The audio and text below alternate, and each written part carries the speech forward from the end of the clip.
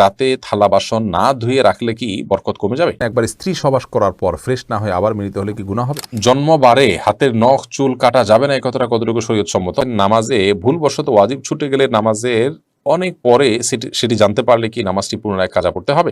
টয়লেটে থাকা অবস্থায় যদি আজান শুরু হয় তখন কি আজান উত্তর দিতে পারি? নারীরা উচ্চ আওয়াজে কোরআন তেলাওয়াত করতে পারবেন কি না? স্বামী অক্ষম হলে স্ত্রী করণীয় কি? চিকিৎসার পরও স্বামী সুস্থ হয়নি, পরামর্শ কাম্য। নামাজের ছোট সূরা আগে এবং বড় সূরা পরে পড়া যাবে কি না? নাপাক অবস্থায় শরীরের ঘাম পোশাকে লাগলে কি পোশাক নাপাক হয়ে যাবে? সংসার জীবনে স্ত্রীর সাথে ঝগড়া বিবাদ লেগেই থাকে, কি করতে পারি? মহিলারা যদি অজু করা অবস্থায় কোনো পুরুষ দেখে ফেলে তাহলে কি অজু থাকবে? স্ত্রী মারা গেলে স্বামী গোসল করাতে পারবে? আর কি কি করণীয় আছে স্বামীর জন্য? একজন মহিলার স্বামী মারা যাওয়ার পর আবার অন্য জায়গায় বিয়ে হয়ে গেলে সেই মহিলা কি আগের স্বামীর সম্পত্তির অংশ পাবে? যদি শ্বশুর শাশুড়ির সাথে বনিবনা না হয় তাহলে আলাদা থাকলে কি গুনাহ হবে? মেয়েরা নখে কালো কলপ দিতে পারবে কি না? কেমন করে বুঝবো আল্লাহ আমার গুনাহগুলি মাফ করেছেন? মাঝে মাঝে প্রস্রাবের পর পিচ্ছিল তরল জাতীয় কিছু গেলে কি শরীর বা কাপড় নাপাক হবে? মেয়েদের কি পশু পাখি জবাই করা জায়েজ আছে? হাতে তালি দেওয়া কি জায়েজ আছে? অনেকে বলে হারাম, এটা ইসলামের বিধান কি? বাচ্চাদের প্রস্রাবের ফোঁটা মেঝেতে পড়লে যদি তা নিজে নিজে শুকিয়ে যায় তবে কি তাদের নামাজ পড়া যাবে? বাজনা ছাড়া নুপুর পড়া যাবে কিনা? কাজা নামাজ কিভাবে আদায় করব? মোবাইলে কোনো সূরা রিংটোন হিসেবে রাখা যাবে কিনা? কোনো কিছুতে পা লাগলে সালাম করা কি জায়েজ? খাওয়ার সময় ছেলেদের গোপে পানি বা খাবার লাগলে তাকে হারাম হবে? টাক মাথায় চুল লাগানো যাবে কিনা? গীবতের গুনাহ থেকে বাঁচার উপায় কি? যাদের অল্প দাড়ি তাদের চাপ দাড়ি উঠানোর জন্য কি ঔষধ ব্যবহার করা যাবে? প্রিয় দর্শক, আজ দেরি না করি চলি আমরা প্রশ্ন উত্তর দেওয়ার পর্বে। মহিবুর রহমান প্রান্ত, আপনি জানতে চেয়েছেন নামাজের ছোট সূরা আগে এবং বড় সূরা পরে পড়া যাবে কি না? ভাই মহিবুর রহমান প্রান্ত, এভাবে নামাজ পড়লে নামাজ হয়ে যাবে। যেমন সূরা ফাতিহা পাঠ করার পর আপনি সূরা কাউসার পাঠ করলেন, এরপরে সূরায় আপনি ফালাক পাঠ করলেন, অথবা শুরুতে আপনি সূরা ইখলাস পাঠ করলেন, এরপরে সূরা ওয়াইলুল লিকুল্লি পড়লেন, তাহলে সেক্ষেত্রে প্রথম রাকাতে ছোট সূরা, বড় রাকাতে বড় সূরা পড়লেন। এভাবে নামাজ পড়লে নামাজ হয়ে যাবে, টেনশনের কোনো কারণ নেই। তবে এইভাবে নামাজ পড়লে নামাজটা সুন্দর হলো না, এটা যথার্থ হলো না, সুন্নাহসম্মত উপায় হলো না। সুন্নাহ হলো প্রথম রাকাত অপেক্ষা দ্বিতীয় রাকাত একটু ছোট হবে, এবং এভাবে আপনার এই পদ্ধতিতে আমাদেরকে সালাত আদায় করতে হবে, এটা হলো সুন্নাহ।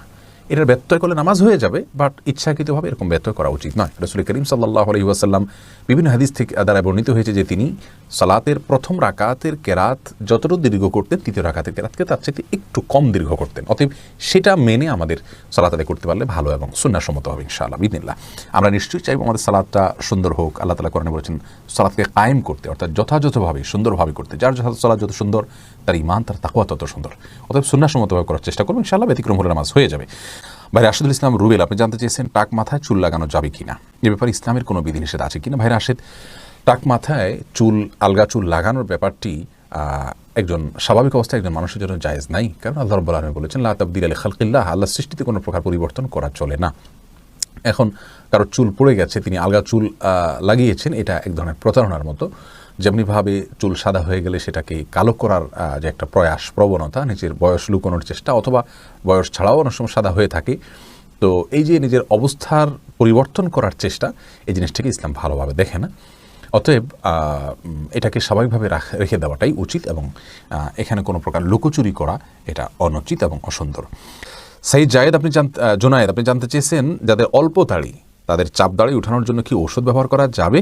ভাই সাইদ জোনায়েদ, ঔষধ ব্যবহার করে দাড়ি উঠানো এটা যদি স্বাস্থ্যের জন্য ক্ষতিকর হয়, ক্ষতিকর হওয়ার কথা স্বাভাবিকভাবে, যদি ক্ষতিকর হয় তাহলে কিন্তু এটা করা জায়েজ নাই। আল্লাহ রাব্বুল আলামিন বলেছেন ওয়ালা তালকু বিআইদিকুম ইলা তাহলুকা, তোমরা নিজেদেরকে ধ্বংসের দিকে, ক্ষতির দিকে ঠেলে দিও না। অতএব এমন কোনো ঔষধ ব্যবহার করা যাবে না যে ঔষধ ব্যবহার করলে আমাদের ক্ষতি হতে পারে। আর যদি কোনো প্রকার ক্ষতি না হয় তাহলে সেক্ষেত্রে দাড়ি গজানোর জন্য তিনি যদি কোনো মেডিসিন ইউজ করতে পারেন, কোনো অসুবিধা নেই। তবে মনে রাখা উচিত আল্লাহ রাব্বুল আলামিন তাকে যেভাবে সৃষ্টি করেছেন সেটার উপরে সন্তুষ্ট থাকা, এটার মধ্যেই কল্যাণ নিহিত আছে। চাপদাড়ি বা গালভর্তি দাড়ি হলে অনেক সুন্দর দেখা যাবে, সন্দেহ নাই, কিন্তু আল্লাহ রাব্বুল আলামিন আমাকে যেভাবে সৃষ্টি করেছেন, আল্লাহর এই ফয়সালায় সন্তুষ্ট হয়ে যাওয়া, এটার ভেতরেও কিন্তু এক ধরনের তৃপ্তি আছে, এর মধ্যে এক ধরনের শান্তি আছে। এই জন্য এই ধরনের পথগুলো অবলম্বন না করা ভালো। কিন্তু যদি স্বাস্থ্যের জন্য ক্ষতিকর কিছু না হয় তাহলে করতে পারেন, কোনো নিষেধাজ্ঞা নেই। তামান্না ইসলাম সেতু, আপনি জানতে চেয়েছেন মেয়েদের কি পশু পাখি জবাই করা জায়েজ আছে? বোন, অবশ্যই জায়েজ আছে। মুরগি, হাঁস, এই জাতীয় পশু পাখি, গরু, এগুলো জবাই করার ক্ষেত্রে অনেক উদাহরণ আমাদের সমাজে আছে। যেমন ভাই বোন দুজন মিলে একসাথে গরু জবাই করতে পারবেন না শেয়ারে, তারপরে আপনার মেয়েরা গরু বা ছাগল বা কোনো পশু জবাই করতে পারবেন না, গোসল ফরজ অবস্থায় গরু ছাগল জবাই করা যাবে না, স্বামী স্ত্রী একজন ধরবেন একজন জবাই করবেন এভাবে করা যাবে না, এরকম নানাবিধ কথা আমাদের সমাজে প্রচলিত আছে। এগুলো সবগুলো ভ্রান্ত ধারণা। ছেলেরা যেমন জবাই করতে পারবেন, মেয়েরাও কিন্তু সেভাবে আপনার জবাই করতে পারবেন, কোনো অসুবিধা নেই। জবাইয়ের যে শর্ত আছে বিসমিল্লাহ আল্লাহু আকবার বলে জবাই করে ফেলবেন। এরপরে ফাহিম, আপনি জানতে চেয়েছেন স্ত্রী মারা গেলে স্বামী গোসল করাতে পারবে আর কি কি করণীয় আছে স্বামীর জন্য। দেখুন, স্ত্রী মারা গেলে স্বামী গোসল দিতে পারবেন কি না এই বিষয়টি ওলামা একরাম এবং ইমামগণের মধ্যে মত পার্থক্য আছে। ইমাম আবু হানিফা রাহিমাহুল্লাহর মত হলো যে স্ত্রী মারা গেলে স্বামী তাকে গোসল দিতে পারবেন না। তার কারণ হলো তিনি মনে করেন মৃত্যুর সঙ্গে সঙ্গে বৈবাহিক সম্পর্কটা আর থাকে না, ছিন্ন হয়ে যায়, যার কারণে তারা মাহরামের মতো হয়ে যান। এখানে অন্য কোনো মেয়েরা গোসল দিবেন।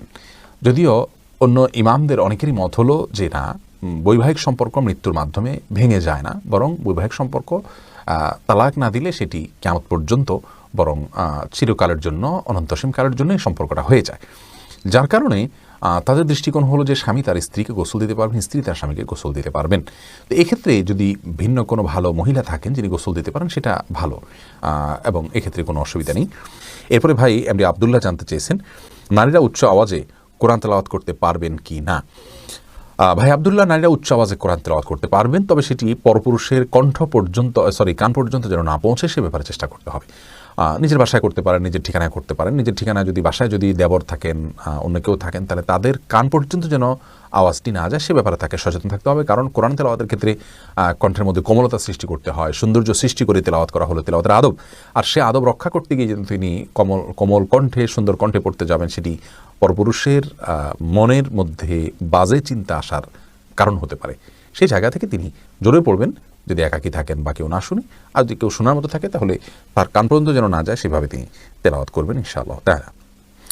এরপরে এমডি মনিরুল ইসলাম জানতেছেন গীবতের গুনাহ থেকে বাঁচার উপায় কি। ভাই মনিরুল ইসলাম, গীবতের গুনাহ অত্যন্ত জঘন্য গুনাহ, বান্দার হক খুবই জঘন্য গুনাহ। আর এটা আমাদের কাছে ঘি ভাতের মতো হয়ে গেছে।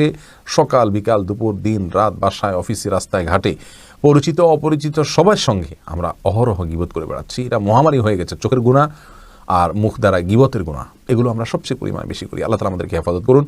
এই গুনাহ থেকে বাঁচার উপায় হলো যে ব্যক্তির সঙ্গে গেলে গীবত হয় তার সঙ্গ থেকে যথাসম্ভব দূরে থাকার চেষ্টা করা, হয়ে গেলে আল্লাহর কাছে লজ্জিত হয়ে মাপ চাওয়া। যে ব্যক্তির গীবত করে ফেলেছেন তার জন্য দোয়া করবেন আল্লাহুম্মা গফিরলাহু ওয়ারহামহু, নিজের ভাষায় দোয়া করবেন আল্লাহ তার জন্য আপনি তাকে ক্ষমা করে দিন, তাকে আপনি মাফ করে দিন। অর্থাৎ যার গীবত করে ফেলেছি, আল্লাহ তার প্রতি আমি অবিচার করে ফেলেছি, সেই জায়গা থেকে তার জন্য আপনি ক্ষমা চাইবেন ইনশাআল্লাহ বিনিল্লাহ, সেটাই আপনার জন্য যথেষ্ট হবে। এরপরে আফরিন সুলতান জান্নাত আপনি জানতে চেয়েছেন বাজনা ছাড়া নূপুর পরা যাবে কি না। জীবন আপনি নূপুর পড়তে পারেন যদি সেটাতে বাজনা না থাকে এবং বাহিরে আপনি যখন পড়ে যাবেন সেটা আপনার পায়ে থাকতে পারে, কোনো অসুবিধা নেই। সাহাবায়ে কেরামের মধ্যে থেকে অনেকে নূপুর পড়েছেন, অনেক মহিলা সাহাবীরা নূপুর পড়েছেন, এরকমটি হাদিস দ্বারা স্পষ্টভাবে আমরা জানতে পারি। মাহফুজ মুন্না আপনি জানতে চেয়েছেন খাওয়ার সময় ছেলেদের গোপে পানি বা খাবার লাগলে তাকে হারাম হবে না। এমন কোনো কথা নেই, গোপে পানি বা খাবার লাগলে হারাম হয়ে যাবে, এটা জায়েজ নেই।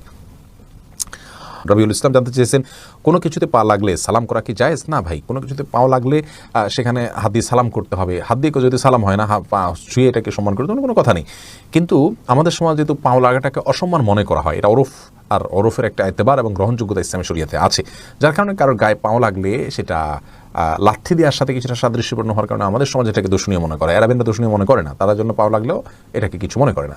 তো আমাদের সমাজে যদি দূষণীয় মনে করা হয়, সেহেতু যার গায়ে পাও লেগেছে তাকে যদি আপনি একটু টাচ করে আপনি আসলে পাও লাগাতে চাননি, হাত লাগাতে চেয়েছেন অথবা অশ্রদ্ধা করতে চান, এটা বোঝাতে চান, তাহলে সেটা ঠিক আছে, এটাতে দোষের কিছু নাই। তবে এর মানে এই নয় যে তাকে আপনি সালাম দিবেন।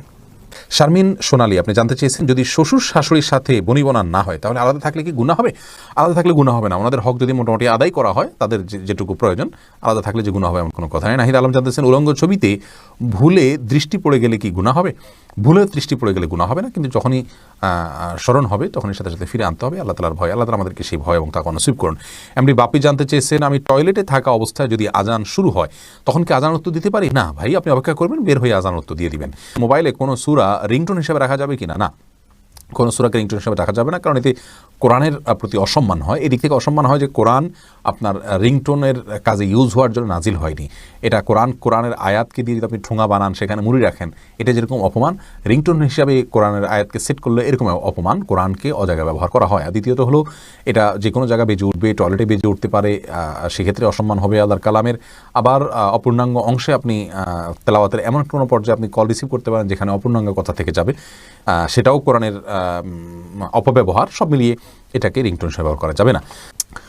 আফরিন মোল্লা, আপনি জানতে চেয়েছেন কাজা নামাজ কীভাবে আদায় করব। দেখুন, কাজা নামাজ আদায় করার পদ্ধতি হলো, যখন আপনি অনেকগুলো সালাত ছুটে যাবে তখন ধারাবাহিকভাবে পড়ে যাবেন, যতটুকু সম্ভব শুধু ফরজগুলো আদায় করে যাবেন, সুন্নত আদায় না করলেও চলবে, এগুলো পড়ে ফেলুন আস্তে আস্তে। শাহিদা খাতুন জানতে চেয়েছেন, কেমন করে বুঝবো আল্লাহ আমার গুনাহগুলি মাফ করেছেন। এটাকে নিশ্চিতভাবে বোঝার কোনো উপায় নেই বোন শাহিদা, তবে আল্লাহ রাব্বুল আলামিন আপনার গুনাহ মাফ করেছেন তার আলামত হিসাবে আপনি গুনাহ থেকে বেঁচে থাকার সুযোগ পাচ্ছেন, তওবার তৌফিক পাচ্ছেন, এবং ভালো কাজ করার তৌফিক পাচ্ছেন। এগুলোকে আপনি আলামত হিসাবে ধারণা করতে পারেন, কাউন্ট করতে পারেন, তবে নিশ্চিতভাবে বলার কোনো সুযোগ নেই।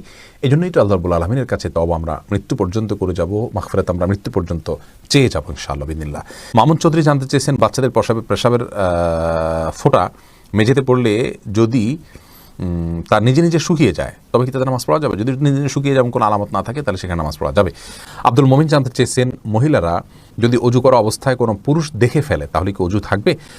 দেখুন ভাই আব্দুল মমিন, অজু করা অবস্থায় কোনো পুরুষ দেখলে অজু ভাঙবে এমন নয়, তবে সেটা যদি ইচ্ছাকৃত দেখেন তাহলে গুনাহ হবে, আর অনিচ্ছাকৃত হলে গুনাহও হবে না, কিন্তু এই দেখার সাথে অজু ভাঙার কোনো সম্পর্ক না, অজু থাকবে ইনশাআল্লাহ।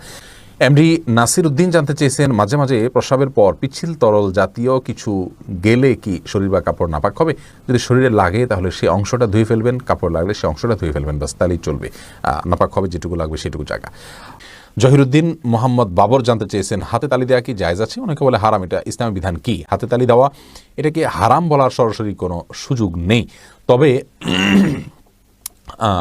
অবাক করা কোনো কিছু, ভালো কিছু দেখলে মুখে সুবহানাল্লাহ বলা, আশ্চর্য হলে সুবহানাল্লাহ বলা, মাশাআল্লাহ বলা, এটা হলো সুন্নাহ, হাতে তালি নয়। কিন্তু যদি কেউ হাতে তালি দেন তাহলে সেক্ষেত্রে হারাম হয়ে যাবে, এটা মোটেও সঠিক নয়। খোকন মিজি জানতে চেয়েছেন, মেয়েরা নখে কালো কলব দিতে পারবে কি না? নখে যদি কলব দেন এবং তাতে যদি আলাদা আবরণ পড়ে যায় যেটা খোসার মতো উঠে, তাহলে সেক্ষেত্রে ওইটা দিয়ে উজু করলে উজু হবে না। পিরিয়ড চলাকালীন সময় দিতে পারেন, আবার পিরিয়ড ভালো হওয়ার আগে সেটা তুলে ফেলতে হবে। শাহিনুর ইসলাম সোনিয়া, আপনি লিখেছেন, স্বামী অক্ষম হলে স্ত্রী করণীয় কি? চিকিৎসার পরও স্বামী সুস্থ হয়নি, পরামর্শ কাম্য।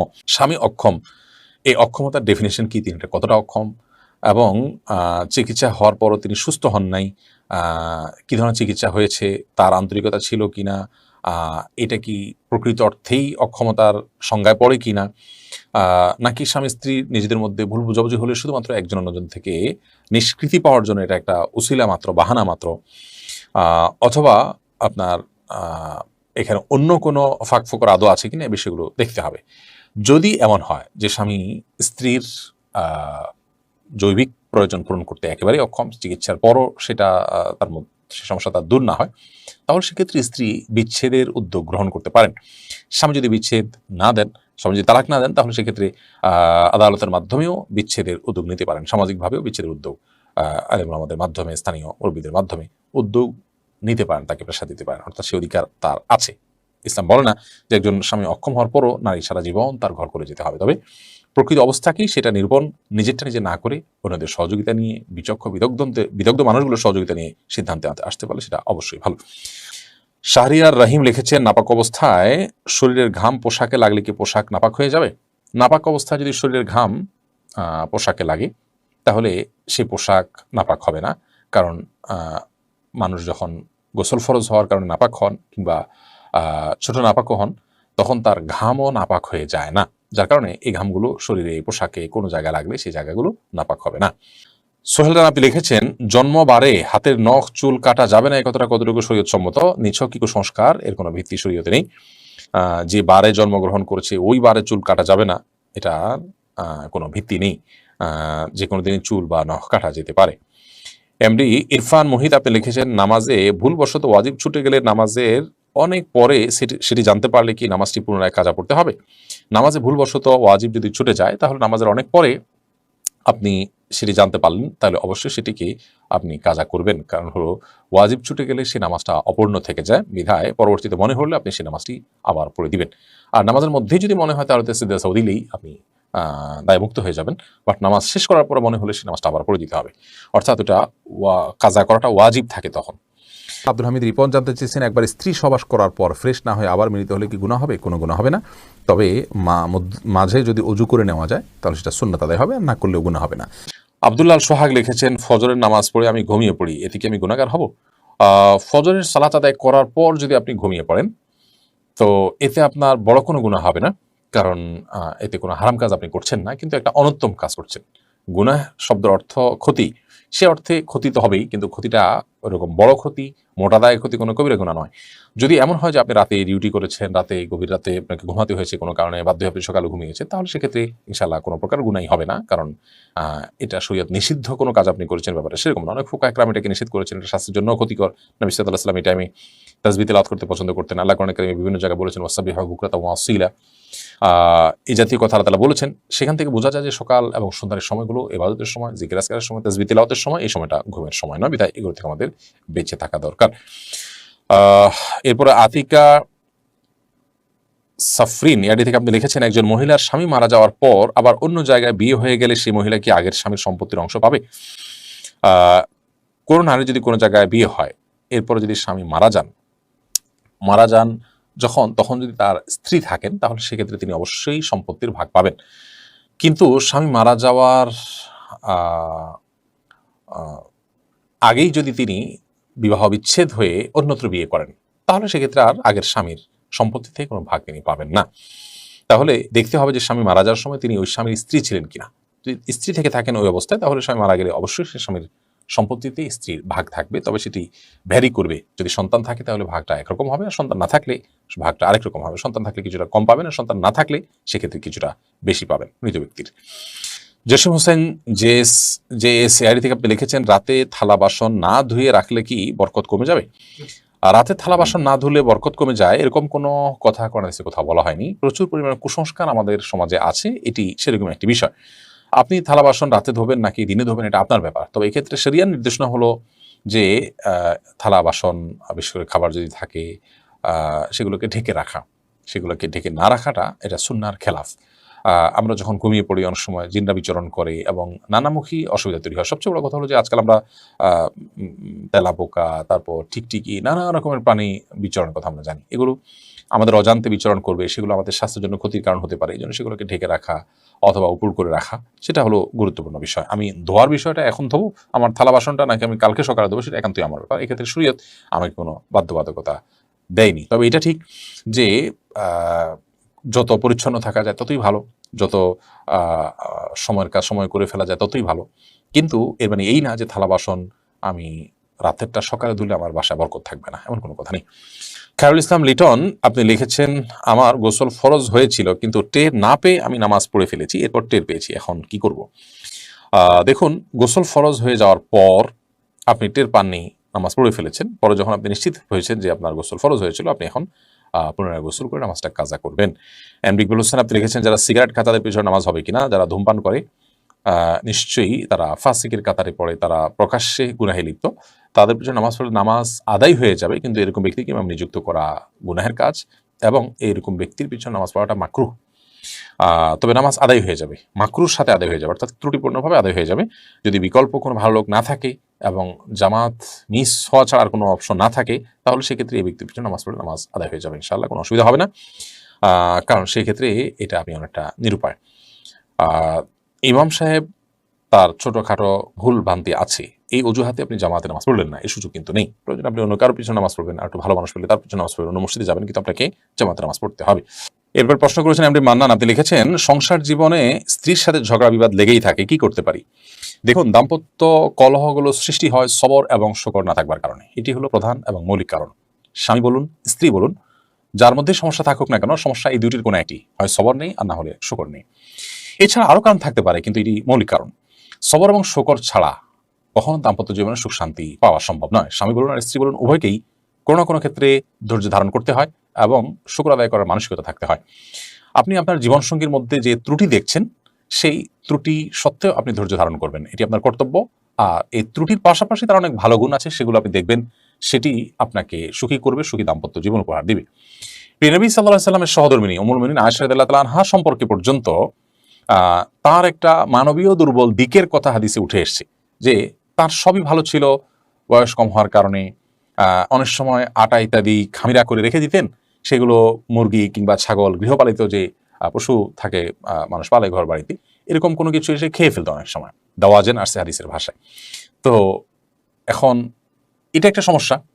এখন এই সমস্যার কারণে নবী করিম সাল্লাল্লাহু আলাইহি ওয়াসাল্লামের সাথে তার কখনো ঝগড়া বিবাদ হয়েছে কিনা? এর উত্তর হলো কখনো এরকম কোনো ইস্যু নবী সাল্লাল্লাহু আলাইহি ওয়াসাল্লামের সাথে তার কখনো বিবাদ, বিতণ্ডা, বশ্যা, ঝগড়া যেটাকে আমরা বলি, কোনোটি হয়নি। তার মানে স্ত্রী হিসেবে মানবিক দুর্বলতা কারো থাকতে পারে, স্বামী হিসাবে কারো দুর্বলতা থাকতে পারে, কারোর স্বামীর বা কারোর স্ত্রীর মধ্যে দুর্বলতার পরিমাণ বেশিও থাকতে পারে, কমও থাকতে পারে, হয়তো অন্য আরেকজন এর মধ্যে এটা নেই, কিন্তু তার মধ্যে আবার অনেক ভালো গুণ নিশ্চয়ই আছে। পৃথিবীতে এমন একটি মানুষ আল্লাহ সৃষ্টি করেন যার কোনো ভালো গুণ নেই। কোনো মানুষ এমন নাই যার কোনো ভালো গুণ নেই। আপনি আপনার জীবনসঙ্গীর যদি কোনো ভালো গুণ খুঁজে না পান, সেটা আপনার ত্রুটি।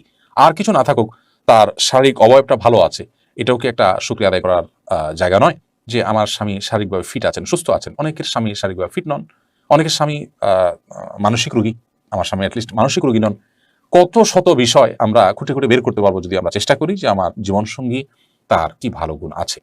তাহলে স্বামী বলুন, স্ত্রী বলুন, উভয়কেই কাজটি করতে হবে, সবর এবং শকর। এটা ছাড়া দাম্পত্য জীবনের ঝগড়া, বিবাদ, কলহ এগুলো মেটানো সম্ভব নয়। আজকে আমাদের সমাজে যে বিবাহ বিচ্ছেদের হার বেড়ে চলেছে এবং সংসারগুলো ভেঙে খান খান হয়ে যাচ্ছে, এর মূল এবং প্রধান কারণ হলো যে আমরা দিন থেকে দূরে সরে যাচ্ছি। আমাদের মোরালিটি এবং নীতিনৈতিকতা, মূল্যবোধ এগুলো আমাদের থেকে হারিয়ে যাচ্ছে। এগুলো যত বেশি হারাবে, ততই আমাদের দাম্পত্য জীবন কেন সার্বিক জীবনে অশান্তির ছায়া নেমে আসবে। বিধায় আল্লাহর দিকে আমাদেরকে ফিরে আসতে হবে এবং সবর এবং শকরের চর্চা বাড়াতে হবে।